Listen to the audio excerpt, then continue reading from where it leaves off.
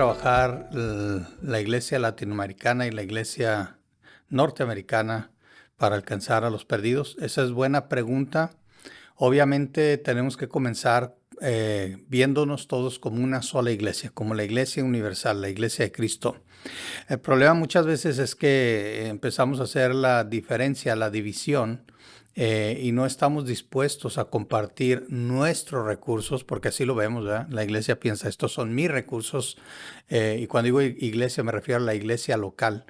Pero tenemos que pensar que si ponemos juntos los recursos que tenemos, realmente vamos a ser más efectivos. Por ejemplo, hablamos mucho de mandar a las naciones, a alguien a predicar. Pero las naciones, especialmente aquí en Estados Unidos, ya están viniendo para acá. Aquí ya tenemos gente de todas partes del mundo. Entonces ya no tenemos o no deberíamos de pensar en una iglesia anglo, en una iglesia hispana. Tenemos que pensar en una iglesia universal. ¿En qué sentido? En el sentido de una iglesia internacional, que tenga diferentes nacionalidades, que los recursos se puedan aprovechar mejor.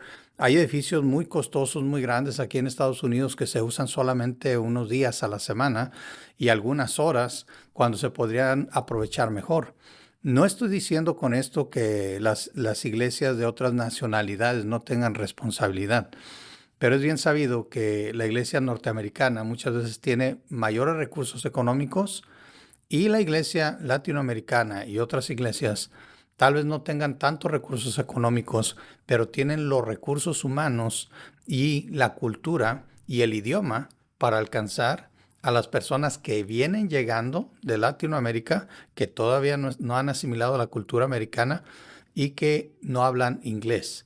Entonces, aquí vemos dos tipos diferentes de recursos. ¿Cómo la iglesia puede hacer mejor la gran aventura de la Gran Comisión? Con sinergia, uniendo estas dos fuerzas, uniendo los recursos, uniendo todo lo que tenemos y pensando con la mentalidad de ser una iglesia, de ser la iglesia de Cristo. Cumplir la gran comisión no se puede hacer solo. O sea, tenemos que unirnos, tenemos que estar en un mismo espíritu, tenemos que estar en un mismo sentir.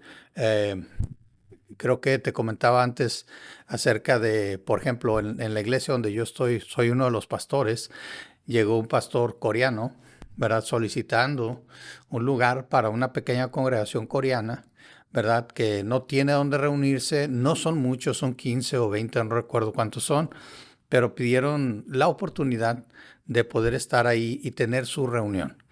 Ahora, tenemos un espacio que es suficiente para ellos, que no se está usando a esa hora. Entonces, claro, se les dio la oportunidad y estamos contentos como iglesia que lo hicimos. ¿Por qué? Porque ellos tenían una necesidad, son hermanos en Cristo, son parte del mismo cuerpo de Cristo. Entonces, tenemos los recursos y se los dimos para que los aprovechen. Ahora, creo que todos deberíamos de tener la mentalidad de tener la gente de todo el mundo en nuestra congregación, en nuestra iglesia local. Gracias a Dios, en la iglesia donde yo estoy, tenemos hispanos, tenemos anglos, tenemos filipinos, tenemos afroamericanos y ahora tenemos coreanos, ¿verdad? Entonces, 5 nacionalidades por lo menos, que te puedo mencionar que sé que hay, por ejemplo, una familia japonesa también. Entonces, esa es la iglesia, ese es el cuerpo de Cristo y deberíamos de pensar así. ¿Cómo podemos trabajar juntos, viéndonos como una sola iglesia, aprovechando los recursos que tenemos, haciendo conexión, sinergia, poniendo todo junto para lograr el mismo objetivo que llevar el evangelio a todas las naciones, sea que vayamos o que aprovechemos a las naciones que ya están aquí en este país para llevarles el evangelio?